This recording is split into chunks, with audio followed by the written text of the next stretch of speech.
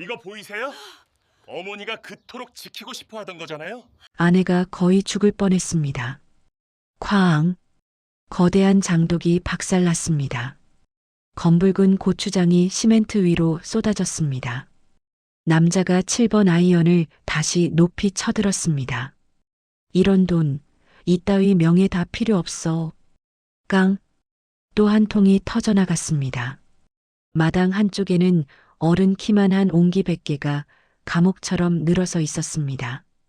바닥에는 여자가 쏟아낸 핏물과 고추장이 뒤엉켜 붉은 웅덩이를 이루고 있었습니다. 미쳤어. 내 고추장? 내일이 심사인데. 나이 든 여자가 비명을 질렀습니다. 하지만 남자는 멈추지 않았습니다. 하나, 둘, 셋. 항아리가 계속해서 박살났습니다. 담장 너머로 이웃들이 고개를 내밀었습니다. 저기 무슨 일이야? 저 집 아들 완전히 돌았나 봐. 도대체 무슨 일이 있었던 걸까요? 두 얼굴의 시어머니와 골프채를 든 아들 사이에 무슨 일이 벌어진 걸까요? 사연 시작 전 구독, 좋아요 버튼 꾹 눌러주시면 저희 채널에 큰 힘이 됩니다. 지금 이 사연을 듣고 계신 선생님의 소중한 공간을 댓글로 알려주세요. 그곳에 늘 평안과 행복이 가득하기를 기원합니다. 쿵, 쿵, 쿵. 좁은 진료실을 가득 채우는 소리. 제 뱃속 35주 된 아기 튼튼이의 심장 소리입니다. 규칙적인 이 소리가 오늘따라 시한폭탄의 초침 소리처럼 위태롭게 들립니다. 모니터를 보던 의사 선생님의 미간이 종이처럼 깊게 구겨집니다. 산모님, 지금 제정신이세요? 자궁 경부 길이가 고작 1.8cm 남았습니다. 보통 산모들이 3cm 이상 유지하는 것에 비하면 이건 자궁문이 열려 있는 거나 다름없어요. 아기가 지금 당장 중력에 못 이겨 쏟아져 나와도 이상하지 않다는 뜻입니다. 당장 입원 수속 밟으세요. 화장실 가는 것 빼고는 꼼짝 말고 누워만 계셔야 합니다. 의사 선생님의 호통이 떨어졌지만 저는 입술만 깨물었습니다. 하루 입원비 15만 원. 특실밖에 없다는 간호사의 말. 하지만 돈보다 더 무서운 건 집에서 저를 기다리고 있을 시어머니 박 여사의 눈초리였습니다. 선생님 죄송해요. 입원은 힘들어요. 그냥 집에서 조심할게요. 약만 처방해 주세요. 제발이요. 제 말에 의사 선생님은 기가 막히다는 듯 차트를 덮어버렸습니다. 산모님, 돈 때문입니까?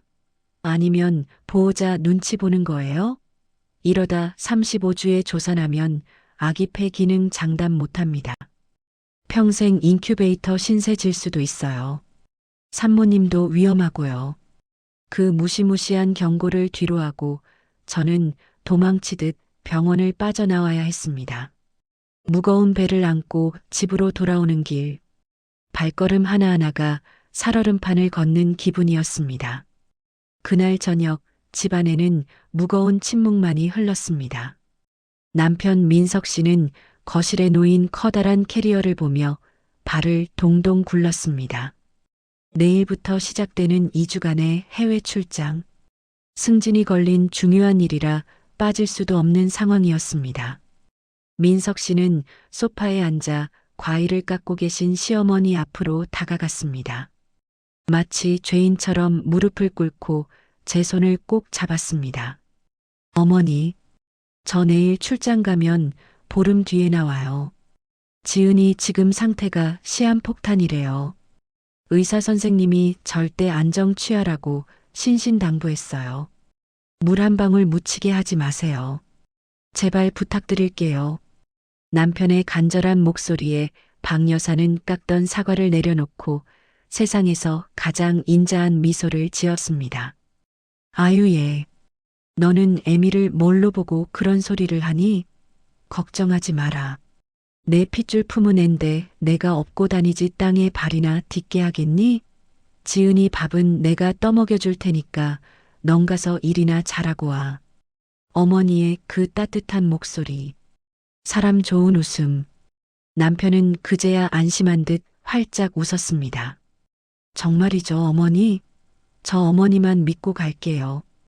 다음 날 새벽, 현관문이 닫히고 남편의 차 소리가 멀어집니다. 붕.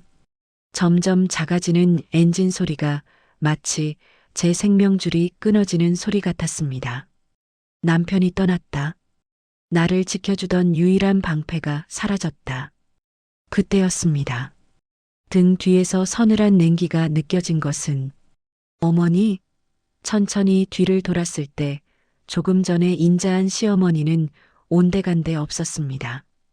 박 여사는 소파 깊숙이 몸을 묻은 채 저를 위아래로 훑어보았습니다.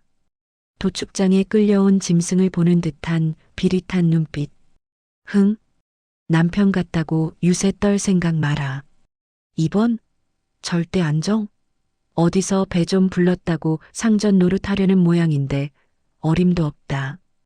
옛날엔 밤 매다가도 애 낳고 탯줄 끊었어. 어머니, 저 배가 자꾸 뭉쳐서요.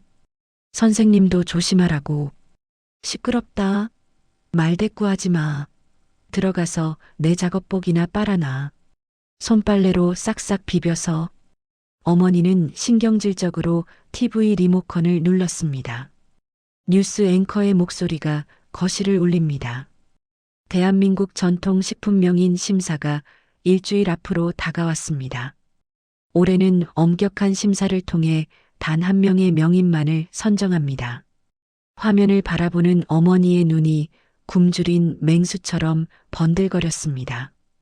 이번에 명인 못 따면 내 인생 끝이야. 상금이 1억. 그리고 홈쇼핑 런칭. 그걸 놓칠 순 없지. 절대 안 돼. 어머니의 시선이 베란다 창고에 산처럼 쌓인 고춧가루 포대를 향했습니다. 그리고 다시 제 부른 배를 쳐다보는 그 눈빛.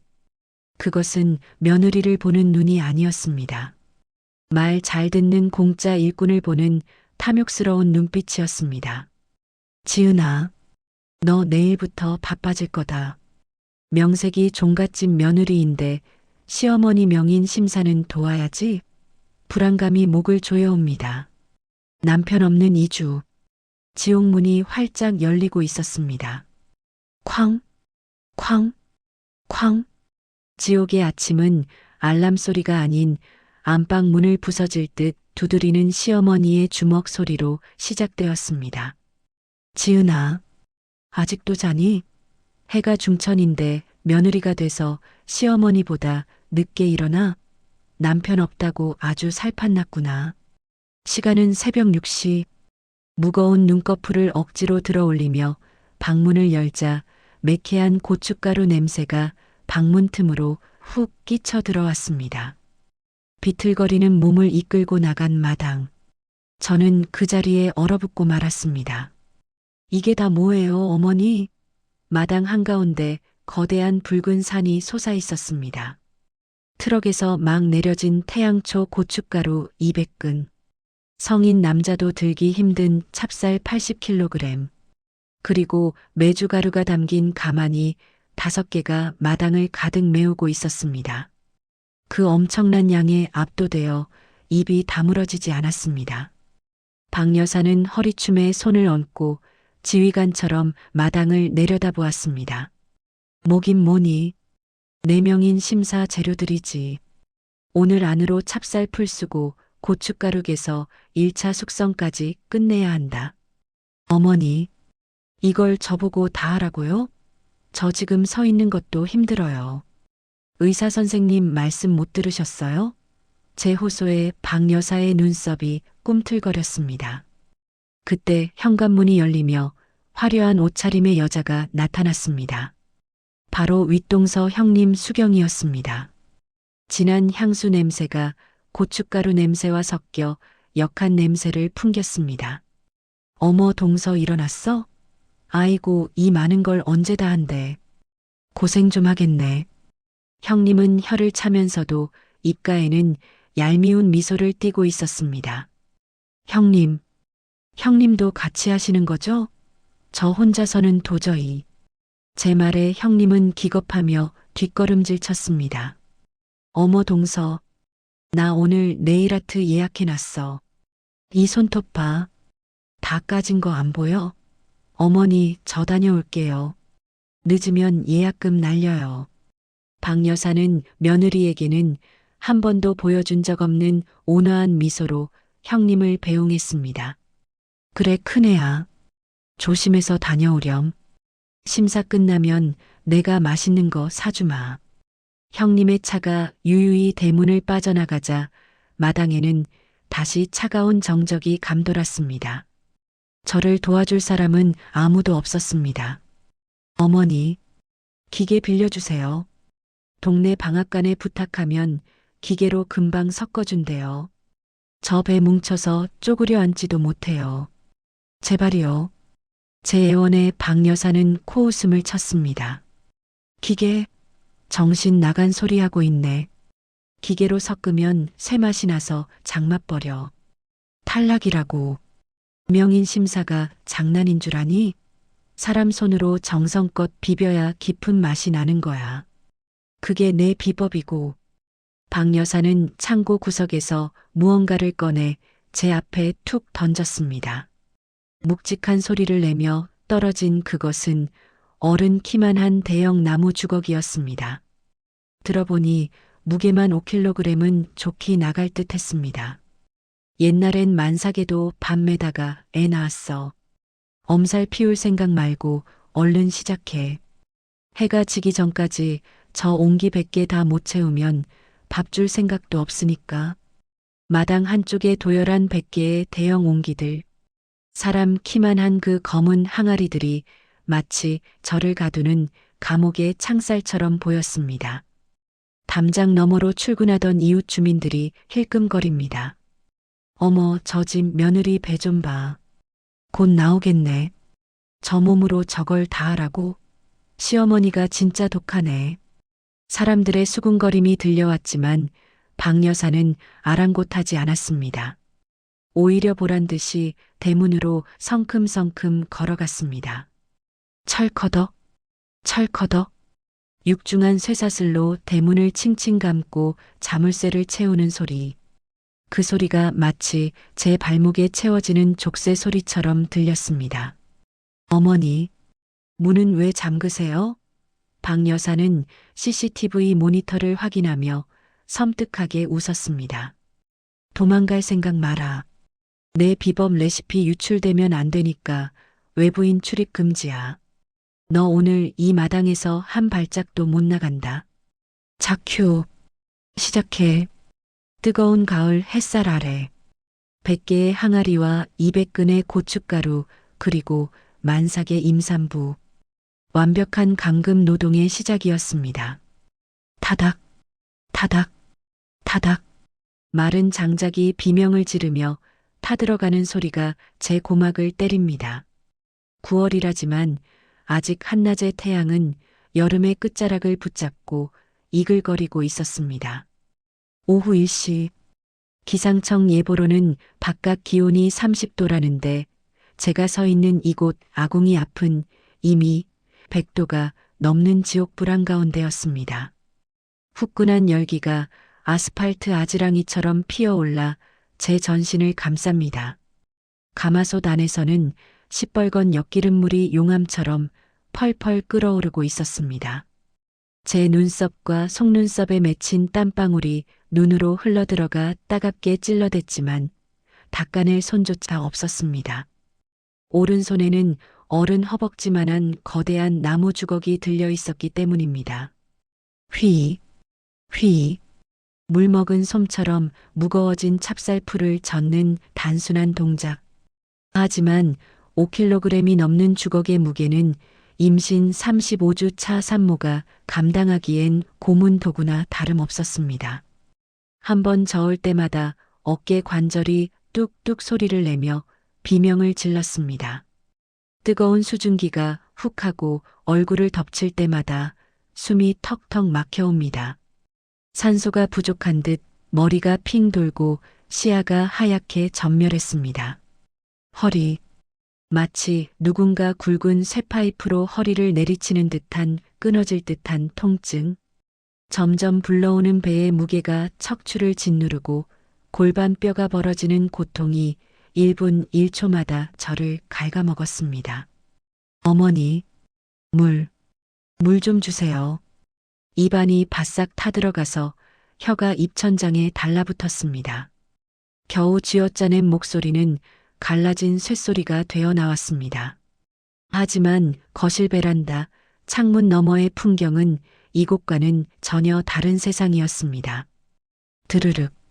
굳게 닫혀있던 거실 창문이 열리자마자 서늘하고 상쾌한 에어컨 바람이 훅 끼쳐 나왔습니다. 그 바람에 실려온 냄새는 고통스러울 만큼 향긋했습니다. 부르릉. 조금 전 도착한 배달 오토바이 소리. 점심시간이었습니다. 거실 식탁 위에는 형형색색의 화려한 초밥 세트가 펼쳐져 있었습니다. 윤기가 자르르 흐르는 연어 초밥, 탱글탱글한 광어, 달콤 짭짤한 장어 초밥까지 살얼음이 동동 띄워진 냉모밀 육수 그릇에는 물방울이 송골송골 맺혀 있었습니다. 박 여사와 형님 수경은 에어컨 바람을 쐬며 젓가락질을 하고 있었습니다. 아유 어머니, 이 집 초밥이 역시 입에서 살살 녹네요. 그래 많이 먹어라. 네일 아트 받느라 고생했는데. 그들의 웃음소리가 유리창을 넘어 제 귀에 비수처럼 꽂혔습니다. 창문 너머로 그 모습을 지켜보는 제 입안에는 씁쓸한 위산만 역류했습니다. 그때 박 여사가 먹다 남은 생수병 하나를 들고 마당으로 나왔습니다. 지은아, 밥 먹고 해라. 어머니가 마루 끝에 던지듯 내려놓은 쟁반. 그 위에는 쉰내가 살짝 올라오는 찬밥 한 덩이와 냉장고 구석에서 말라비틀어진 김치 쪼가리가 전부였습니다. 국도 물도 반찬도 없는 개밥 같은 점심상. 어머니, 저도 안에서 같이 먹으면 안 될까요? 너무 더워서 현기증이 나서요. 제 애원에도 박 여사는 단호하게 고개를 저었습니다. 안 돼. 너 땀 냄새 나서 밥맛 떨어진다. 그리고 일하는 사람은 배부르면 늘어져서 안 돼. 적당히 요기만 하고 바로 작업 들어가. 찹쌀풀 식기 전에 고춧가루 개어야 색이 곱게 나온단 말이야. 알았어? 박 여사는 쾅 하고 베란다 문을 닫아버렸습니다. 다시 차단된 서늘한 공기. 저는 쭈그리고 앉을 수도 없어 선채로 말라비틀어진 찬밥을 물도 없이 꾸역꾸역 삼켰습니다. 모래알을 씹는 것 같았습니다. 목이 메어 가슴을 치며 눈물을 삼켰습니다. 뱃속의 아기 튼튼이에게 미안해서, 엄마가 이런 것밖에 못 먹어서 미안해서 울었습니다. 오후 3시, 하루 중 태양의 열기가 가장 독해지는 시간. 지옥의 2교시가 시작되었습니다. 이제는 끓여낸 찹쌀풀에 고춧가루 200근과 메주가루를 섞는 중노동입니다. 철퍽, 철퍽. 붉은 고추장 반죽은 늪처럼 끈적하고 무거웠습니다. 주걱을 꽂아 넣으면 꽉 물고 놓아주지 않는 엄청난 점성. 온몸에 체중을 실어 주걱을 당길 때마다 손바닥 가죽이 벗겨지는 쓰라림이 느껴졌습니다. 제 양팔은 이미 감각이 없어 마치 남의 팔이 대롱대롱 매달려 있는 것 같았습니다. 다리는 퉁퉁 부어올라 코끼리 다리처럼 변했고 발바닥은 불이 난 듯 화끈거렸습니다. 아, 흑. 갑자기 눈앞이 핑 돌며 세상이 빙글 돌았습니다. 극심한 탈진과 어지럼증. 저도 모르게 다리에 힘이 풀려 바닥으로 주저앉고 말았습니다. 철퍼덕. 엉덩이가 뜨거운 마당 바닥에 닿는 순간이었습니다. 짝! 등짝에서 불이 번쩍했습니다. 박 여사였습니다. 언제 나왔는지 매서운 손바닥으로 제 등짝을 후려친 것입니다. 어디 감히 엉덩이를 붙여. 지금 해가 넘어가는데 아직 50항아리도 못 채웠어? 이 게을러 터진 게 일부러 꾀병 부리는 거지? 어머니의 고함 소리가 윙윙거리는 이명과 섞여 들려왔습니다. 어머니, 배가 너무 아파요. 정말 못하겠어요. 살려주세요. 제 말이 끝나기도 전에 박 여사는 제 손에 들린 주걱을 억지로 다시 쥐어주었습니다. 시끄러. 죽는 소리 하지 마. 옛날 우리 어머니들은 만삭 때 똥지게도 졌어. 너 오늘 안에 100개 다 못 채우면 방에 들어갈 생각도 하지 마. 참, 꿈도 꾸지 마. 그 싸늘한 협박을 남기고 박 여사는 다시 시원한 거실로 사라졌습니다. 해가 뉘엿뉘엿 지기 시작했습니다. 하늘은 붉게 물들어가고 있었지만 제 눈에 보이는 건 온통 시뻘건 고추장뿐이었습니다. 그때였습니다. 아, 뱃속에서 느껴지던 묵직한 통증이 변했습니다. 규칙적으로 꿀렁거리던 튼튼이의 태동이 느껴지지 않았습니다. 딱딱하게 돌처럼 굳어버린 배, 마치 축구공처럼 단단하게 뭉쳐버린 자궁, 본능적인 공포가 엄습했습니다. 아가, 튼튼아, 움직여봐. 제발 한 번만 움직여봐. 배를 문지르며 애원했지만 뱃속의 아이는 대답이 없었습니다. 공포, 죽음의 그림자가 드리워진 것 같은 서늘한 공포. 하지만 제 앞에는 아직 채워야 할 50개의 빈 항아리가 입을 벌리고 있었습니다. 마치 저를 집어삼키려는 괴물의 입처럼. 살려주세요. 누구라도 좋으니 제발 우리 아기 좀 살려주세요. 제 간절한 기도는 붉은 고추장 독에 묻혀 허공으로 흩어졌습니다. 깜빡, 깜빡. 마당의 센서 등이 수명을 다해 가는지 불안하게 명멸합니다. 밤 11시. 세상은 모두 잠든 깊은 밤이지만 제 지옥은 아직 끝나지 않았습니다. 지잉, 지잉. 어디선가 풀벌레 우는 소리가 들려오지만 그 소리조차 제 귀에는 이명처럼 날카롭게 박힙니다. 99개.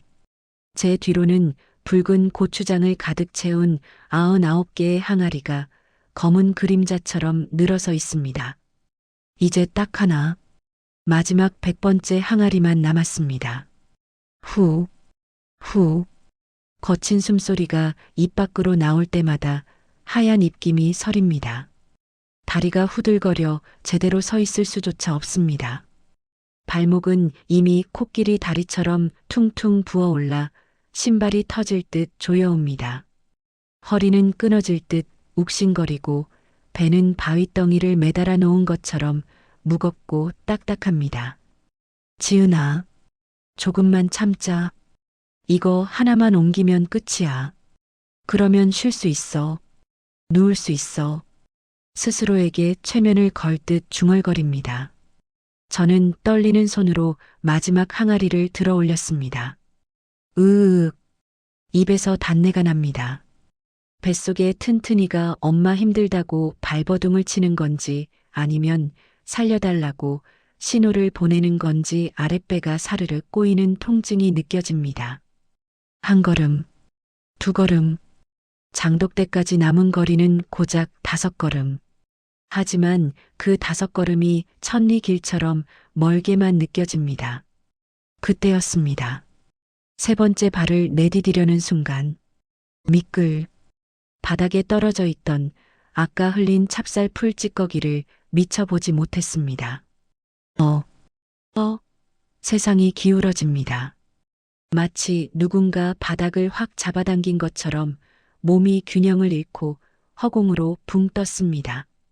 시간이 멈춘 것 같았습니다. 눈앞에 검은 하늘이 빙글 돌고 센서 등 불빛이 길게 잔상을 남기며 흐트러집니다. 안 돼. 배는 안 돼. 우리 아기는 안 돼. 본능적으로 배를 감싸 주려 했지만 제 품에는 무거운 항아리가 들려 있었습니다. 쿵. 무릎이 먼저 딱딱한 시멘트 바닥에 찧었습니다. 비명을 지를 새도 없이 몸이 앞으로 고꾸라졌습니다. 그리고 제 품에 있던 거대한 온기가 바닥과 충돌했습니다. 와장창, 쨍그랑, 날카로운 파열음이 고요한 밤의 정막을 찢어발겼습니다. 동시에 둔탁한 충격이 배를 강타했습니다. 숨이 턱 막히며 눈앞이 하얗게 전멸했습니다. 그리고 차가운 액체가 폭포수처럼 제 몸을 덮쳤습니다. 철퍽, 철퍼덕. 깨진 항아리에서 쏟아져 나온 수십 킬로그램의 붉은 고추장. 그 끈적하고 무거운 반죽이 저를 짓누르고 머리카락과 얼굴, 온몸을 휘감았습니다.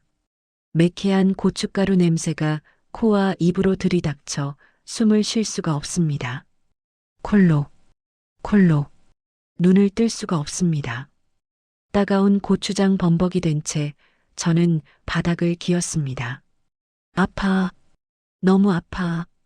깨진 항아리 파편에 긁힌 팔다리가 불에 댄 듯 쓰라렸습니다. 하지만 그보다 더 무서운 건 뱃속 깊은 곳에서 느껴지는 낯선 감각이었습니다. 툭! 무언가 끊어지는 소리. 그리고 다리 사이로 흐르는 뜨겁고 묵직한 액체. 주르륵. 그것은 고추장의 끈적함과는 달랐습니다. 물처럼 왈칵 쏟아지는 양수. 그리고 그 뒤를 이어 터져나오는 비릿하고 뜨거운 선홍빛 액체. 피었습니다. 하열이다. 본능적인 공포가 머리끝까지 치솟았습니다. 안 돼. 안 돼, 튼튼아. 나오면 안 돼. 아직 아니야. 저는 덜덜 떨리는 손으로 배를 움켜쥐었습니다. 고추장의 검붉은 색과 제 몸에서 흘러나온 선홍색 피가 바닥에서 뒤섞입니다. 마당의 센서 등이 미친 듯이 깜빡거리며 그 참혹한 붉은 웅덩이를 비춥니다. 역한 피비린내와 매운 고추 냄새가 섞여 구역질이 올라옵니다. 살려주세요. 누구 없어요? 어머니, 어머니, 저 좀 살려주세요. 아기가 나올 것 같아요. 목이 터져라 비명을 질렀지만 목소리는 모기 소리처럼 앵앵거릴 뿐이었습니다. 그때 닫혀있던 거실 문이 벌컥 열렸습니다. 누구야? 밤중에 이게 무슨 난리야? 잠옷바람의 박 여사가 마당으로 뛰쳐나왔습니다. 어머니, 어머니, 저 좀, 119 좀. 저는 피 묻은 손을 뻗어 어머니의 바짓단을 잡으려 했습니다. 하지만 박 여사의 시선은 저를 보고 있지 않았습니다. 박 여사의 눈은 커다랗게 확장되어 제 옆에 깨져 있는 항아리와 바닥에 쏟아진 고추장을 향해 고정되어 있었습니다. 흡, 박 여사가 숨을 들이켰습니다. 그리고 터져나온 첫마디는 제 귀를 의심케 했습니다. 이 미친년아, 이게 얼마짜린데? 어머니의 비명은 저를 걱정하는 비명이 아니었습니다. 박 여사는 저를 거칠게 밀쳐냈습니다. 털썩? 힘없이 밀려난 제 몸이 깨진 옹기 조각 위로 나뒹굴었습니다. 아, 날카로운 파편이 손바닥을 파고들었지만 어머니는 아랑곳하지 않았습니다. 아이고 아까워라. 아이고 내 돈. 내 1억. 이걸 어떻게. 흙 묻어서 못 쓰잖아. 박 여사는 바닥에 주저앉아 피와 고추장이 뒤섞인 붉은 반죽을 맨손으로 미친 듯이 긁어 모으기 시작했습니다. 어머니, 저 피가 나요. 아기가. 시끄러. 닥쳐. 박 여사가 고개를 확 돌리며 소리쳤습니다. 그 눈은 사람이 아니었습니다. 악기였습니다. 내가 조심했어야지. 눈은 폼으로 달고 다녀. 내가 이거 만든다고 얼마나 고생했는데. 내가 다 망쳤어. 네 명인 심사, 내 인생, 내가 다 물어낼 거야. 어머니의 손은 제 몸을 살피는 대신 바닥에 쏟아진 고추장을 퍼담기에 바빴습니다. 지은아, 이거 빨리 주워 담아. 위에 있는 건 건질 수 있어. 빨리 안 움직여. 하. 헛웃음이 나왔습니다. 사람이 죽어가는데 며느리가 피를 쏟고 손주가 죽어가는데 이 여자는 고추장이 더 중요하구나. 이 여자는 사람이 아니구나. 절망. 그것은 육체의 고통보다 더 차갑고 깊게 제 심장을 찔렀습니다. 시야가 점점 흐려집니다. 센서 등 불빛이 멀어집니다. 추워요. 너무 추워요. 몸속의 피가 다 빠져나가는 것처럼 온몸이 사시나무 떨리듯 떨립니다. 튼튼아. 미안해. 엄마가 못 지켜줘서 미안해. 흐려지는 의식 속에서 저는 주머니 속에 휴대폰을 더듬거렸습니다. 손가락에 힘이 들어가지 않습니다. 미끌미끌한 고추장과 피 때문에 휴대폰이 자꾸만 손에서 미끄러집니다. 단축번호 1번. 민석 씨. 여보. 살려줘. 우리 아기 좀 살려줘. 제발 전화를 받아줘. 뚜, 뚜, 뚜. 연결 신호음이 아득하게 들려옵니다. 눈꺼풀이 천근만근 무거워집니다. 마지막으로 본 장면은 붉은 웅덩이 속에서 고추장을 긁어 모으며 욕설을 퍼붓는 시어머니의 일그러진 뒷모습이었습니다. 미친년. 재수 없는 년이 들어와서 집안 다 말아먹네. 아이고, 내 고추장. 아까워라. 어머니의 저주 섞인 목소리가 웅웅거리며 멀어집니다. 암전. 모든 빛이 사라지고 지독한 붉은 어둠만이 저를 삼켰습니다. 쿵. 제 손에서 휴대폰이 바닥으로 떨어졌습니다. 여보세요? 지은아? 지은아. 수화기 너머로 다급한 남편의 목소리가 들려왔지만 저는 대답할 수 없었습니다. 그렇게 저는 붉은 지옥 속에서 의식을 놓았습니다. 여보세요? 지은아. 지은아, 왜 말이 없어? 여보세요? 수화기 너머에서는 대답 대신 기괴한 소음만이 들려왔습니다. 치지직거리는 잡음 사이로 들리는 둔탁한 파열음. 철퍼덕, 철퍼덕. 무언가 질척하고 무거운 것을 맨손으로 긁어 모으는 소리였습니다. 그리고 그 소음 뒤로 아주 희미하지만 분명한 신음소리가 들려왔습니다. 아가, 살려줘. 지은이었습니다. 꺼져가는 촛불처럼 가냘픈 아내의 목소리. 그 순간 제 심장이 덜컥 내려앉았습니다. 지은아, 지은아, 무슨 일이야? 제가 목이 터져라 소리쳤지만 돌아오는 것은 아내의 대답이 아닌 익숙한, 하지만 낯선 여자의 고함 소리였습니다. 아이고, 아까워라. 내 돈, 내 1억. 야, 이 미친년아. 넌 누워있을 때가 아니야. 빨리 이거 안 주워 담아? 어머니였습니다. 평소에 우아하고 인자하던 목소리는 온데간데없고 마치 악기가 씌인 듯한 날카로운 쇳소리가 스피커폰을 찢을 듯 울려 퍼졌습니다. 손이 부들부들 떨렸습니다. 운전대를 잡은 손바닥에 식은땀이 흥건해져 미끄러질 것만 같았습니다. 공항으로 향하던 차를 갓길에 세우고 급히 핸들을 꺾었습니다. 기익. 타이어가 비명을 지르며 아스팔트 위에 검은 자국을 남겼습니다. 불길한 예감이 등골을 타고 뱀처럼 기어 올라왔습니다. 설마, 아닐 거야. 어머니가 그럴 리 없어. 나한테 약속하셨잖아.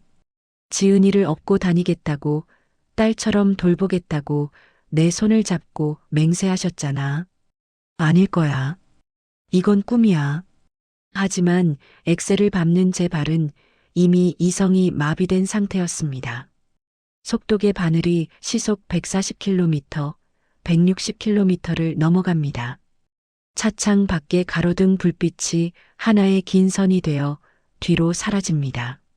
제발, 제발 지은아. 조금만 기다려. 오빠가 가고 있어. 금방 갈게. 수화기는 여전히 켜져 있었습니다. 전화기 너머의 상황은 지옥 그 자체였습니다. 어머니, 배가 너무 아파요. 피가. 닥쳐. 재수 없는 소리 하지 말고 걸레나 가져와. 바닥에 스며들면 못 쓰잖아. 어머니의 욕설과 아내의 흐느낌이 엇갈리는 생중계. 저는 미친 사람처럼 클락션을 울리며 밤거리를 질주했습니다. 심장이 입 밖으로 튀어나올 것만 같았습니다. 숨이 쉬어지지 않았습니다. 집까지 남은 거리 10km. 그 짧은 거리가 마치 지구 반대편처럼 멀게만 느껴졌습니다. 골목길을 돌아 집 앞에 도착했을 때 저는 눈앞의 광경에 숨을 멈췄습니다. 적막해야 할 주택가 골목이 요란한 붉은 불빛으로 뒤덮여 있었습니다. 윙, 윙. 구급차의 경광등이 쉴 새 없이 돌아가며 어두운 골목을 대낮처럼, 아니 핏빛처럼 비추고 있었습니다. 대문은 활짝 열려 있었고 구급대원들이 들것을 들고 뛰어나오고 있었습니다. 비켜주세요. 응급환자입니다. 길 비키세요. 다급한 외침. 저는 차 문을 열어젖히고 미친 듯이 달려갔습니다. 들것 위에 누워있는 사람. 산소 호흡기를 쓴 창백한 얼굴. 지은이었습니다. 지은아. 제 목소리에 구급대원이 저를 막아섰습니다. 보호자분이세요? 지금 산모 상태가 매우 위독합니다. 쇼크 상태예요. 서두르지 않으면 태아랑 산모 다 잃습니다. 구급대원의 말이 귓가에서 웅웅거렸습니다. 제 시선은 지은이의 얼굴에서 아래로 내려갔습니다. 하얀 담요.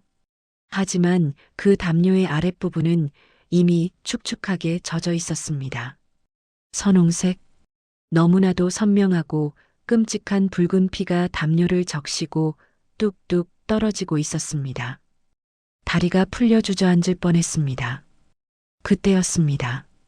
열린 대문 안쪽에서 날카로운 고함 소리가 들려왔습니다. 아니 이 양반들이 신발을 신고 들어오면 어떡해. 내 고추장, 내 100년 묵은 시간장 항아리에 흙 튀잖아. 좀 조심해서 다니란 말이야. 저는 천천히 고개를 돌려 마당을 바라보았습니다. 그곳은 집이 아니었습니다. 도살장이었습니다.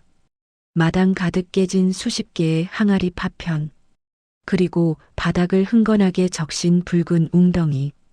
그 웅덩이는 고추장과 지은이의 피가 뒤섞여 검붉은 늪을 이루고 있었습니다.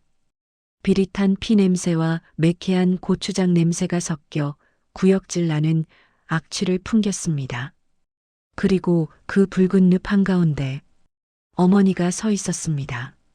고추장 범벅이 된 개량 한복을 입고 며느리가 실려나가는 구급차는 쳐다보지도 않은 채 구급대원의 발자국에 지시겨진 고추장만 쳐다보고 있었습니다. 아이고 아까워라. 이걸 어째. 저 신발 자국 좀 봐. 다 버렸네 다 버렸어. 어머니. 제 입에서 짐승 같은 신음소리가 새어나왔습니다. 어머니는 그제야 저를 발견하고는 화들짝 놀라며 다가왔습니다. 민서가, 너 왔니? 잘 왔다. 예, 저것들한테 말 좀 해라. 사람 살리는 것도 좋지만 남의 영업장을 이렇게 쑥대밭으로 만들면 어떡하니? 이거 다 내 처가 물어내야 할 돈이다. 알지? 두둑.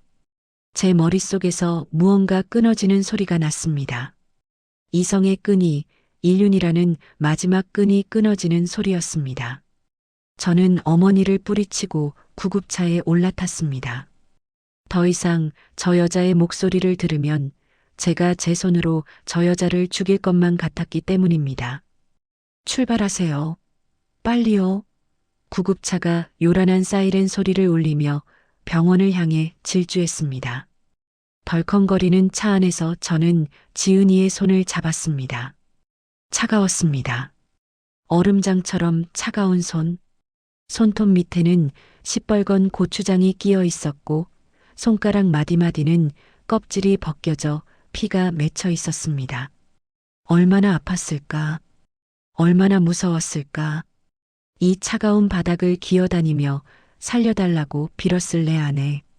지은아, 미안해. 내가 죽일 놈이야. 내가 널 그 지옥에 두고 갔어. 눈물이 멈추지 않고 흘러내려 아내의 손등을 적셨습니다. 바이탈 떨어집니다. 혈압 60에 40, 수액풀로 틀어. 구급대원들의 다급한 외침이 저승사자의 카운트다운처럼 들렸습니다. 응급실에 도착하자마자 의료진들이 때로 달려들어 지은이를 데려갔습니다. 수술실 문이 닫히고 수술 중이라는 붉은 등이 켜졌습니다.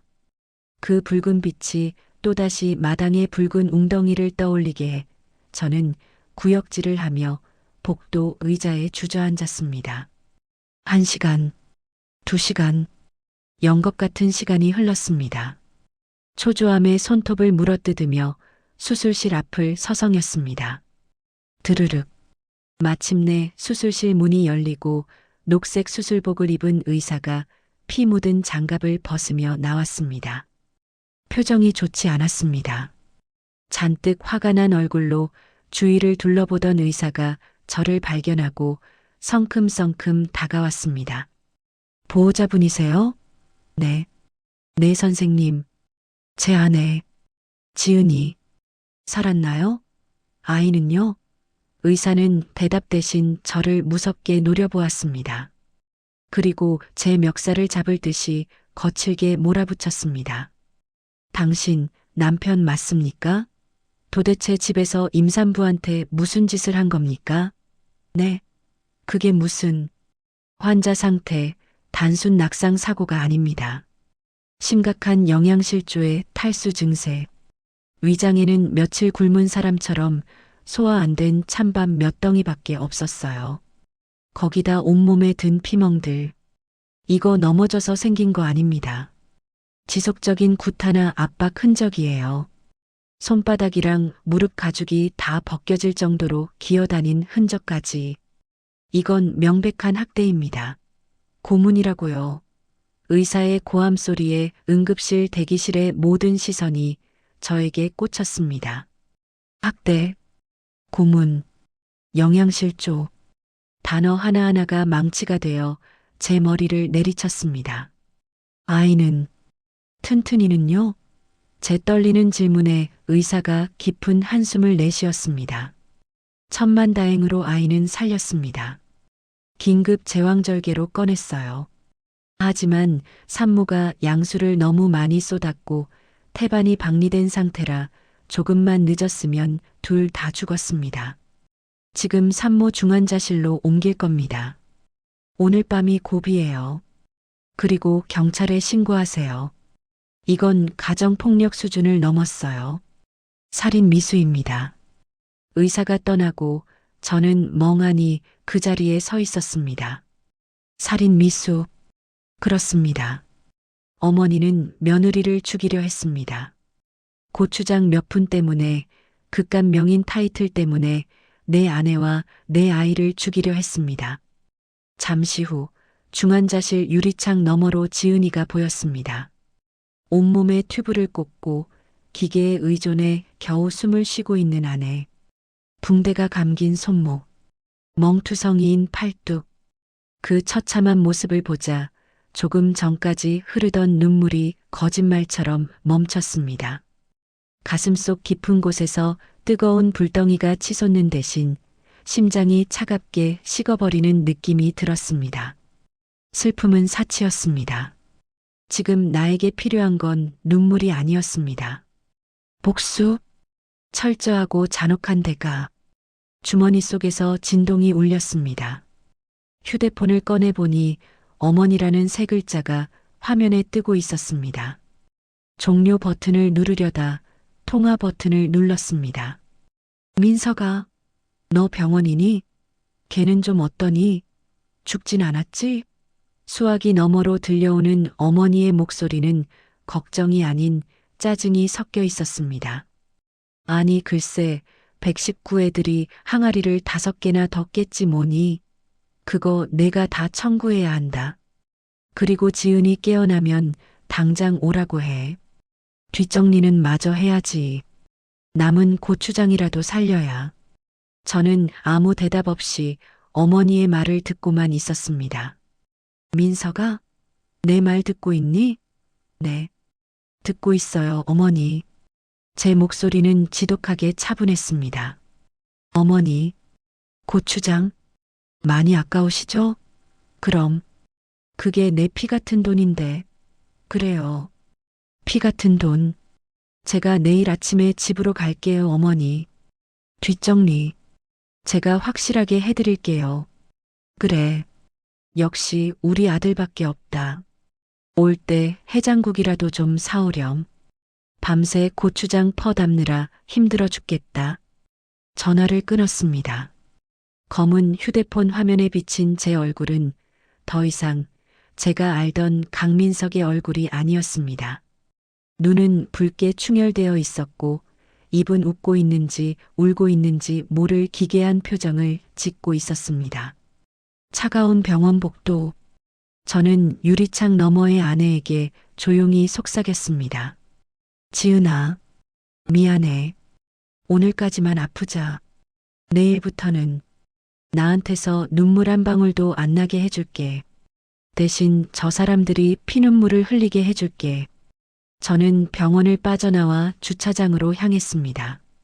트렁크를 열었습니다. 어둠 속에서 골프백이 번들거리며 빛나고 있었습니다. 지퍼를 열고 가장 묵직하고 단단한 7번 아이언을 꺼내 쥐었습니다. 차가운 금속의 감촉이 손바닥을 파고들었습니다. 스르릉.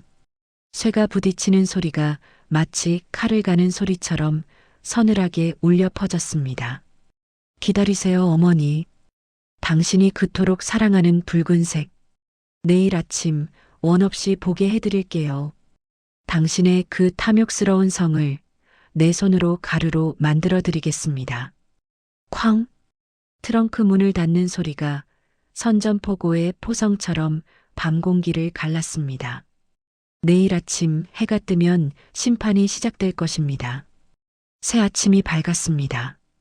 어제와 다름없이 태양은 뜨고 참새는 지저귀는데 제 눈에 비친 세상은 온통 잿빛입니다. 아니, 붉은 빛입니다. 병원에서 밤을 꼬박 새우고 집으로 돌아온 시간은 아침 8시. 차창 너머로 보이는 우리 집 대문은 굳게 닫혀 있었습니다. 마치 거대한 성체처럼 그 안에서 무슨 끔찍한 일이 벌어졌는지 아무도 모르게 하려는 듯이 말입니다. 하지만 저는 알고 있습니다. 저 담장 너머가 지옥이라는 것을, 그리고 그 지옥을 만든 악마가 살고 있다는 것을. 시동을 끄지 않은 채 차 안에 앉아 가쁜 숨을 몰아쉬었습니다. 핸들을 잡은 손이 덜덜 떨렸습니다. 두려움 때문이 아니었습니다. 사리. 난생 처음 느껴보는 누군가를 해치고 싶다는 차가운 사리가 제 온몸을 지배하고 있었기 때문입니다. 중환자실에 누워있던 아내의 창백한 얼굴, 산소 호흡기의 의지에 겨우 오르내리던 가슴, 그리고 붕대가 감긴 손가락 마디마디. 그 잔상이 눈앞에 아른거려 견딜 수가 없었습니다. 후, 심호흡을 하고 차 문을 열었습니다. 구둣발이 아스팔트에 닿는 소리가 유난히 크게 울렸습니다. 접어. 대문을 밀고 들어갔습니다.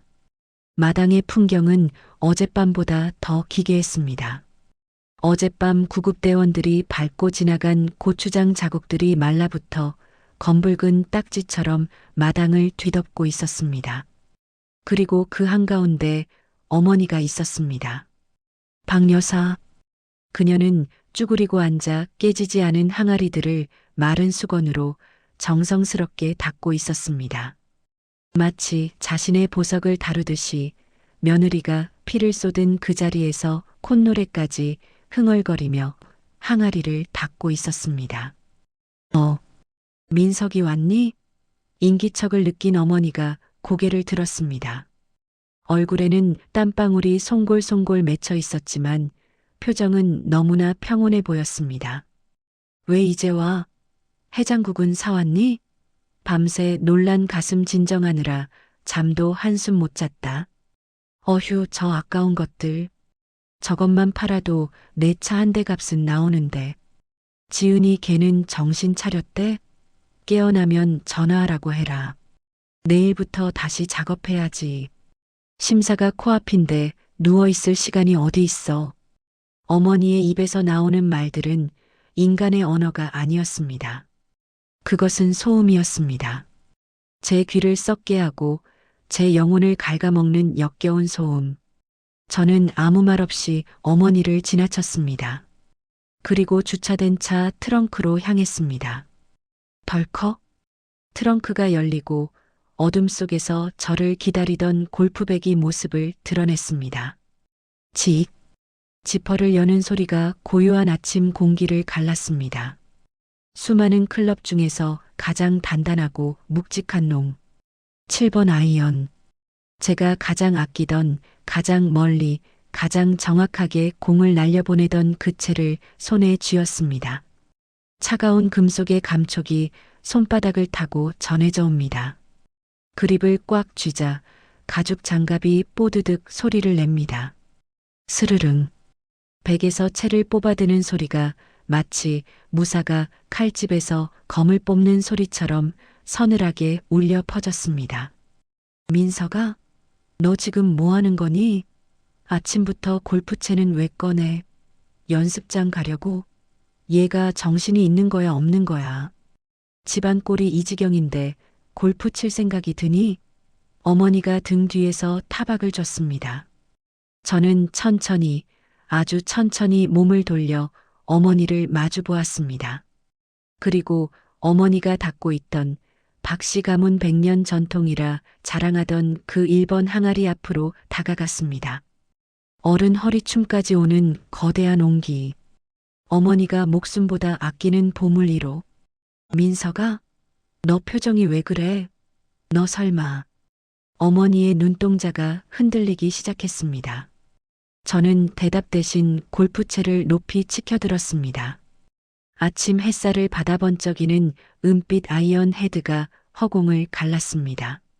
어머니, 이거 보이세요? 어머니가 그토록 지키고 싶어 하던 거잖아요. 이거 지키려고 며느리를 죽이려고 하셨잖아요. 뭐, 너 무슨 소리를. 안 돼. 그거 내려놔. 어머니의 비명이 터져 나오는 순간 제 팔 근육이 터질 듯 팽창하며 아이언을 내리꽂았습니다. 이압, 쾅. 단순히 깨지는 소리가 아니었습니다. 폭발음이었습니다. 두꺼운 온기가 산산조각이 나며 사방으로 파편이 튀었습니다. 그 안에 가득 차 있던 붉은 고추장이 폭죽처럼 터져 올랐습니다. 철퍽, 후두두둑. 하늘로 치솟았던 붉은 덩어리들이 비처럼 쏟아져 내렸습니다. 아, 내 항아리, 내 시간장. 박 여사가 바닥에 주저앉으며 짐승 같은 비명을 질렀습니다. 얼굴과 하얀 개량 한복 위로 붉은 고추장 파편이 튀어 피범벅이 된 듯한 몰골이 되었습니다.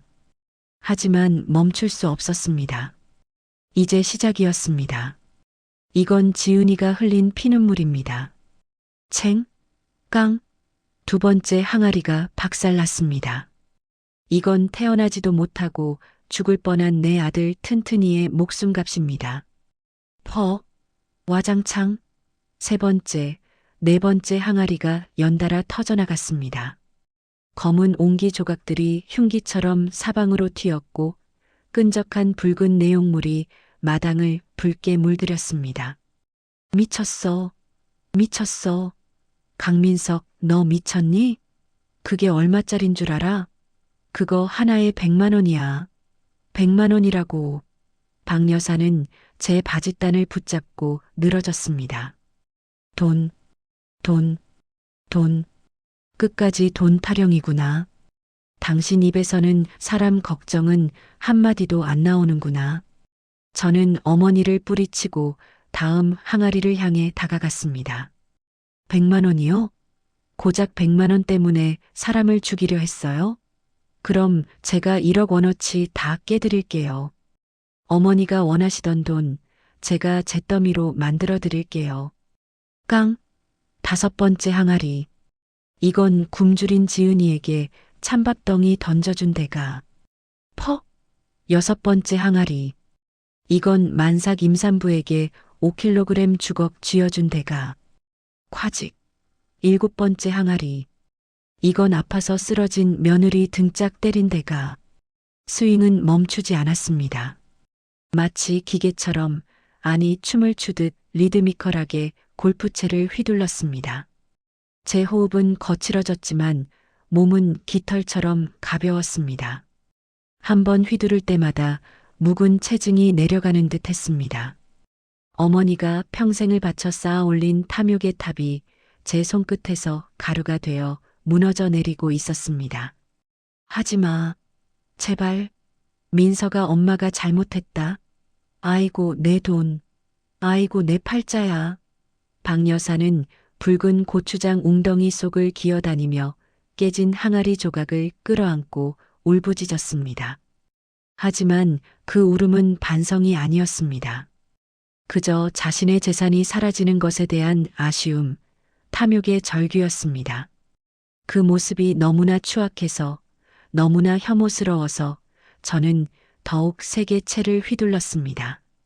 더 크게 우세요. 더. 지은이가 흘린 눈물에 비하면 아직 멀었어요. 어머니가 좋아하시는 그 붉은색, 실컷 보세요. 온 세상을 붉게 칠해드린다니까요. 깡, 챙, 퍼, 화장창, 10개, 20개, 50개. 마당에 도열해 있던 100개의 항아리들이 차례대로 목이 잘려나갔습니다. 깨진 독에서 흘러나온 고추장들이 서로 뒤섞여 거대한 강을 이루었습니다. 그 붉은 강물 위로 박 여사가 넘어져 허우적거렸습니다. 머리부터 발끝까지 붉은 반죽을 뒤집어 쓴 어머니의 모습은 마치 지옥불에서 기어 나온 악기 같았습니다. 아니, 어쩌면 저 모습이 어머니의 진짜 내면일지도 모릅니다. 탐욕에 눈이 멀어 가족의 피를 빨아먹는 괴물. 헉, 헉, 헉. 숨이 턱 끝까지 차올랐습니다. 팔 근육이 경련을 일으키며 떨려왔습니다. 마지막 하나. 마당 구석에 홀로 남아있는 가장 작은 항아리. 어머니가 명인 심사용 비법 소스라며 따로 챙겨두었던 바로 그 항아리였습니다. 저는 비틀거리는 걸음으로 그 앞으로 다가갔습니다. 안 돼. 민서가. 제발. 그것만은 안 돼. 그건 내 목숨이야. 내 전부야. 박 여사가 고추장 범벅이 된 손을 뻗으며 기어왔습니다. 하지만 저는 망설이지 않았습니다. 어머니. 어머니의 전부는 이게 아니에요. 어머니의 전부는 가족이어야 했어요. 하지만 어머니는 기회를 놓쳤습니다. 영원히. 저는 마지막 힘을 짜내어 골프채를 머리 위로 높이 쳐들었습니다. 그리고 있는 힘껏 내려쳤습니다. 굿샷. 쾅. 마지막 항아리가 가루가 되며 폭발했습니다. 파편이 어머니의 발치까지 튀었습니다. 이제 마당에는 온전한 것이 하나도 남지 않았습니다. 100개의 항아리, 200근의 고춧가루, 1억 원의 꿈. 모든 것이 붉은 진흙탕 속에 파묻혔습니다. 완벽한 파괴, 완벽한 폐허. 저는 휘어버린 7번 아이언을 그 붉은 늪 한가운데로 던져버렸습니다. 철퍽. 골프채가 고추장 속에 잠겼습니다. 마당에는 정막만이 감돌았습니다. 박 여사의 울음소리도 멈췄습니다. 너무나 큰 충격에 넋이 나가버린 듯 그녀는 깨진 독조각을 품에 안고 멍하니 허공만 바라보고 있었습니다. 그녀의 얼굴에 덕지덕지 묻은 붉은 고추장이 마치 피눈물처럼 흘러내렸습니다. 저는 주머니에서 손수건을 꺼내 손에 묻은 붉은 얼룩을 닦아냈습니다. 그리고 나지막이 하지만 또렷하게 말했습니다. 이걸로 끝이라고 생각하지 마세요. 이건 예고편일 뿐이니까. 법원에서 봅시다. 박 여사님. 저는 뒤도 돌아보지 않고 대문을 향해 걸어갔습니다. 접어? 접어? 제 발자국이 찍힐 때마다 붉은 자국이 남았지만 상관없었습니다. 이제 이 집과의 인연은 끝났으니까요. 대문 밖을 나서자 눈부신 아침 햇살이 저를 비췄습니다. 하지만 그 햇살 아래에는 또 다른 사람들이 저를 기다리고 있었습니다. 검은색 승용차 2대, 그리고 카메라를 든 사람들, 식품명인 심사단과 방송국 PD, 그들이 경악한 표정으로 열린 대문 안쪽의 참상을, 붉은 늪지대가 된 마당을 들여다보고 있었습니다. 타이밍 한번 기가 막히네. 제 입가에 비틀린 미소가 번졌습니다. 자, 이제 이 막을 시작해볼까? 찰칵, 찰칵, 찰칵. 수십 개의 카메라 플래시가 기관총처럼 터지며 아비규환이 된 마당을 비췄습니다. 대문 앞에 선 검은 정장의 무리들, 대한민국 최고의 요리 전문가들로 구성된 식품명인 심사단과 다큐멘터리 촬영을 위해 동행한 방송국 PD였습니다. 그들의 눈앞에 펼쳐진 광경은 충격 그 자체였습니다. 100년 전통의 종갓집이라던 고풍스러운 마당은 온데간데없고 깨진 옹기 조각과 붉은 고추장 반죽이 뒤엉킨 끔찍한 늪지대만이 존재했기 때문입니다. 그리고 그 붉은 늪 한가운데 머리부터 발끝까지 고추장을 뒤집어 쓴 괴물이 서 있었습니다. 어머니, 박 여사였습니다. 당신들. 박 여사는 사시나무 떨듯 몸을 떨며 뒷걸음질 쳤습니다. 심사위원장인 김 교수가 미간을 찌푸리며 입을 열었습니다. 박 여사님, 이게 도대체 무슨 일입니까? 오늘이 현장 실사 날인 건 알고 계시죠? 아니, 저기 그게 교수님, 오해입니다. 이건 다죠. 저 미친놈이. 박 여사는 다급히 저를 손가락질했습니다. 제 사위놈이 미쳐서 행패를 부린 겁니다. 돈 해달라는 거 안 해줬더니 앙심을 품고, 아이고 내 팔자야. 내가 못 살아. 어머니는 바닥에 주저앉아 대성통곡을 하며 피해자 코스프레를 시작했습니다. 그 뻔뻔한 연기력에 혀를 내두를 지경이었습니다. PD가 당황하며 카메라를 내려놓으려 하자 제가 나섰습니다. 찍으세요. 계속 찍으십시오. 제 목소리에 모든 시선이 집중되었습니다. 저는 피 묻은 7번 아이언을 바닥에 던지고 품 안에서 낡은 공책 한 권을 꺼냈습니다. 누렇게 바랜 종이 간장 얼룩이 묻어있는 아주 오래된 스프링 노트였습니다. 교수님, 박 여사가 제출한 명인 심사 서류에 적힌 비법 레시피, 그게 정말 박 여사 것이라고 생각하십니까? 제 질문에 박 여사의 울음소리가 뚝 그쳤습니다. 그녀의 눈동자가 지진이 난 듯 흔들렸습니다. 너 그거 어디서 내놔. 당장 내놓지 못해? 박 여사가 미친 듯이 달려들었지만 저는 가볍게 몸을 피해 심사위원장에게 노트를 건넸습니다. 이게 원본입니다. 박 여사가 훔쳐간 진짜 비법 노트죠. 김 교수는 떨리는 손으로 노트를 받아 펼쳤습니다. 첫 장에 적힌 이름, 경주 이씨 38대 종부, 김영자.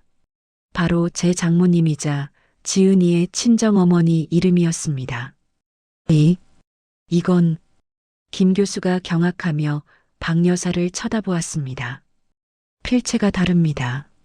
재료 배합 비율도 박 여사님이 제출한 서류와 토씨 하나 안 틀리고 똑같군요. 다만 이 노트가 훨씬 더 오래전에 작성된 겁니다. 이건 명백한 표절이자 도용입니다. 심사위원들의 웅성거림이 파도처럼 커졌습니다. 카메라 플래시가 더욱 요란하게 터졌습니다. 아니야. 모함이야. 그거 제가 조작한 거야. 내가 쓴 거야. 내가 며느리한테 가르쳐 준 걸 쟤네가 베껴서. 박 여사는 붉은 고추장 범벅이 된 손을 허공에 휘저으며 발악했습니다. 하지만 그때 담장 너머에서 지켜보던 이웃 주민들이 하나둘 입을 열기 시작했습니다. 어유 추하다 추해. 이제 와서 무슨 거짓말이야? 우리가 다 봤어. 만삭 며느리한테 백항아리 시키는 거. 맞아요. 며느리 밥도 안 주고 마당에서 일만 시키더니 결국 어젯밤에 119 실려갔잖아요. 피를 철철 흘리는데 시어머니란 작자는 고추장만 챙기더라니까? 사람이 아니야. 악마지. 주민들의 증언이 빗발치자 방송국 PD의 눈빛이 번뜩였습니다. 이건 특종이다. PD는 카메라 감독에게 신호를 보냈고 카메라는 박 여사의 일그러진 얼굴을 클로즈업으로 잡아냈습니다. 전국에 방송될 추악한 민낯이었습니다. 김 교수는 차갑게 노트를 덮으며 선언했습니다. 박 여사님, 당신을 명인 심사에서 영구 제명합니다. 명인은 기술만 보는 게 아닙니다. 음식을 만드는 사람의 인품과 정성을 보는 자리입니다. 며느리의 목숨을 담보로 남의 레시피를 훔쳐 만든 장맛이 과연 명품일까요? 당신은 자격 미달입니다. 아니, 요리할 자격도 없습니다. 심사위원들은 뒤도 돌아보지 않고 대문을 나섰습니다. 자격 미달, 영구 제명. 그 단어들이 비수가 되어 박 여사의 심장에 꽂혔습니다. 안 돼. 가지 마세요, 교수님. 내 1억, 내 홈쇼핑. 박 여사는 멀어지는 심사위원들의 바짓가랑이를 잡으려 기어갔지만 끈적한 고추장 웅덩이에 미끄러져 꼴사납게 엎어졌습니다. 철퍼덕. 붉은 진흙탕 속에 처박힌 꼴이 꼭 시궁창에 빠진 쥐새끼 같았습니다. 저는 그 앞에 쭈그리고 앉아 어머니와 눈을 맞췄습니다. 어때요, 어머니? 어머니가 그토록 원하시던 유명세, 오늘 제대로 치르시네요. 이제 뉴스에도 나오고 아주 유명해지시겠어요. 며느리 학대하고 레시피 훔친 가짜 명인으로요. 너 이 나쁜 놈. 내가 감히 나를. 박 여사는 입에 고추장이 묻은 채 저주를 퍼부었지만 그 목소리에는 더 이상 힘이 없었습니다. 감옥 갈 준비나 하세요. 살인 미수, 사문서 위조, 절도.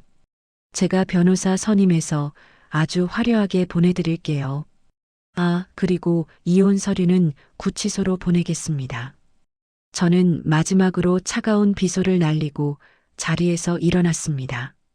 등 뒤에서 박 여사의 처절한 절규가 들려왔습니다. 으악, 안 돼. 내 돈, 내 인생. 그 비명은 마당에 가득 찬 붉은 고추장 웅덩이 속으로 허무하게 잠겨들었습니다. 가짜 명인의 몰락. 그것은 참으로 붉고 추하고 완벽한 엔딩이었습니다. 담장 너머의 푸른 하늘이 유난히 시리게 빛나고 있었습니다. 짝짝짝, 짝짝짝. 우레와 같은 박수 소리가 호텔 연회장을 가득 채웁니다. 화려한 샹들리의 조명 아래 수백 명의 사람들이 저를 향해 환호하고 있습니다. 안녕하십니까? 프리미엄 전통 장 브랜드 지은내 맑은 장의 대표 이지은입니다. 마이크를 잡은 제 목소리가 떨림없이 당당하게 울려 퍼집니다. 1년 전만 해도 고추장 냄새에 찌들어 주눅 들어 있던 며느리 이지은은 이제 없습니다. 오늘 우리는 백화점 입점 1년 만에 연 매출 20억 원을 달성했습니다.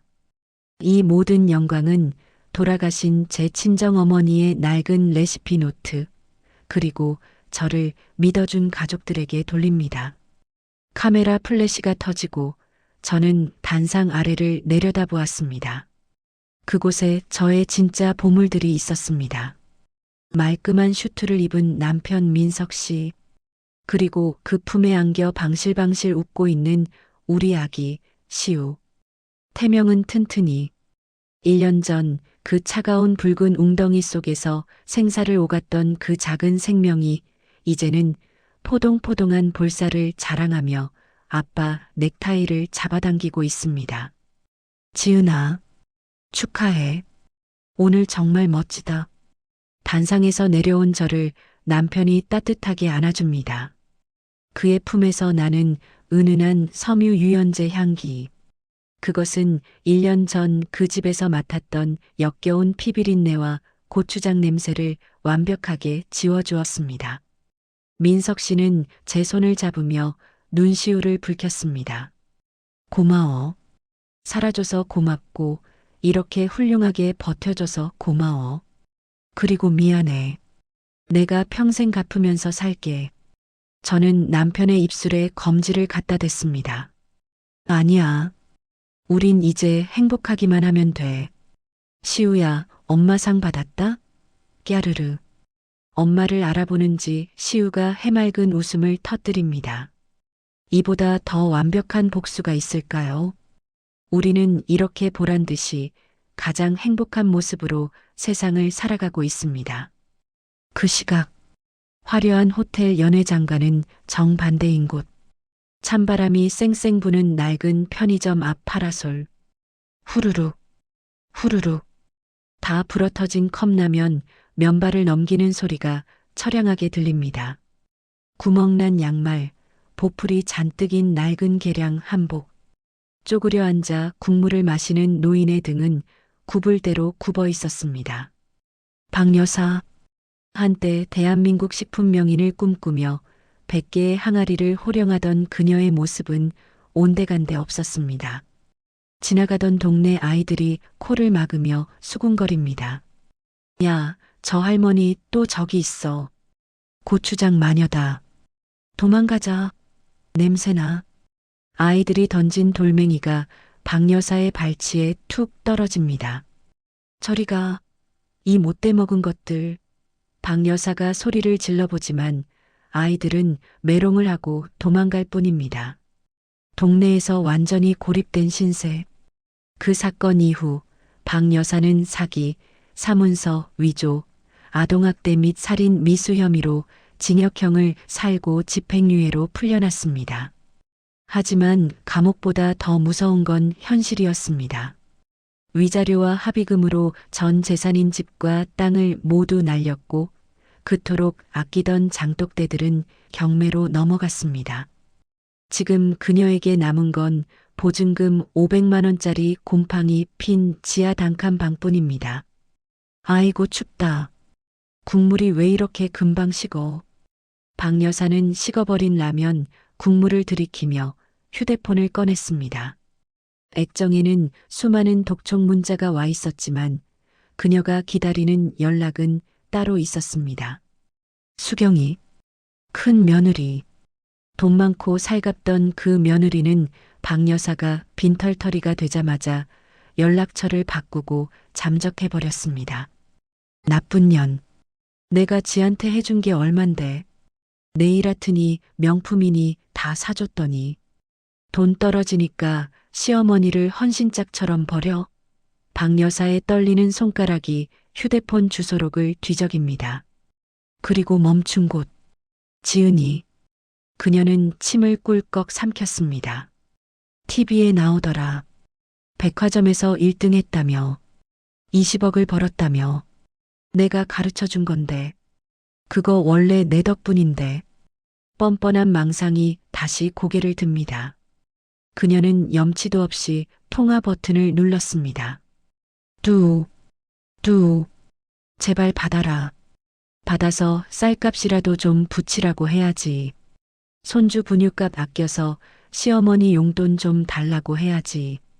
내가 그래도 지들 이어준 큐피드 아니니? 다시 호텔 연회장. 핸드백 속에서 진동이 울렸습니다. 액정에 뜬 이름. 박 여사. 아직도 저장되어 있던 그 이름 세 글자를 보는 순간 제 표정이 차갑게 굳었습니다. 누구야? 민석 씨가 물었습니다. 저는 휴대폰 화면을 남편에게 보여주었습니다. 민석 씨의 얼굴이 일그러지며 폰을 뺏으려 했습니다. 내가 받을게.